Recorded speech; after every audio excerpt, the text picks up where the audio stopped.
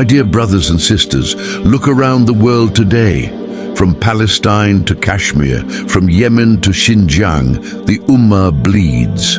We are over 1.9 billion Muslims, yet the world treats us like we are weak and divided.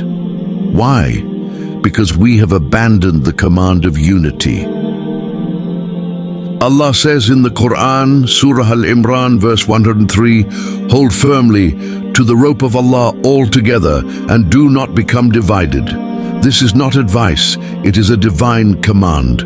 The Prophet Muhammad, peace be upon him, said, "The believers in their love, mercy and compassion are like one body.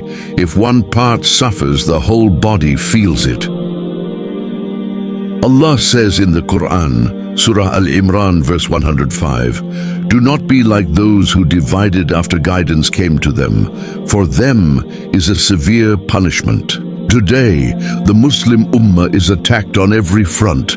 Palestine bleeds, Kashmir is silenced, Muslims in Myanmar and Xinjiang are persecuted.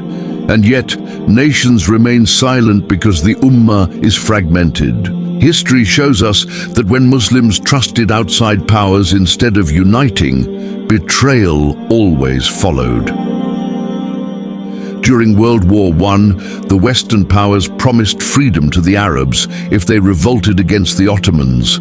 But instead, the secret Sykes-Picot Agreement of 1916 carved the Muslim lands into artificial borders for British and French control. Again, in 1948, Palestine was betrayed.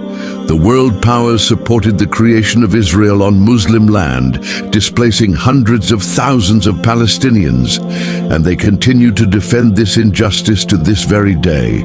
And in Bosnia during the 1990s, Muslims were promised protection by Western powers, yet thousands were massacred in Srebrenica while the world watched silently. The lesson is clear. When Muslims put their trust in foreign powers instead of Allah and their own unity, they are betrayed.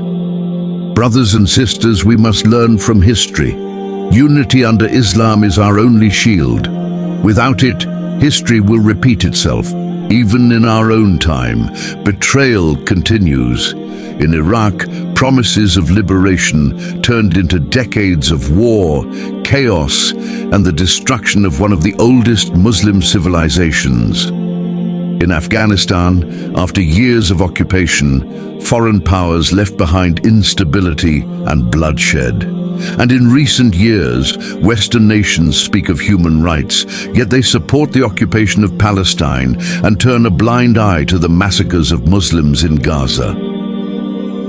The Prophet Muhammad, peace be upon him, warned us, "The nations will gather against you like diners around a dish." The companions asked, "Is it because we will be few?" He replied, "No, you will be many, but you will be like the foam of the sea. Love of the world and hatred of death will weaken you." What must we do? We must return to the Qur'an and the Sunnah of the Prophet Muhammad, peace be upon him. We must revive brotherhood. We must build economic and political solidarity, and we must rise above nationalism and sectarianism. Allah says in the Qur'an, Surah Al Anbiya, verse 92, "This ummah of yours is one ummah, and I am your Lord, so worship me."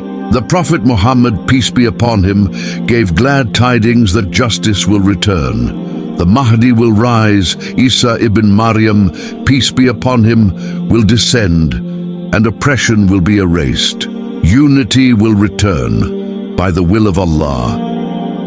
Brothers and sisters, the choice is ours.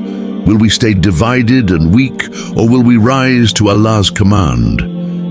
The Prophet Muhammad, peace be upon him, said, "The hand of Allah is with the united community." Remember, when we unite, we are unstoppable. When we divide, we are humiliated.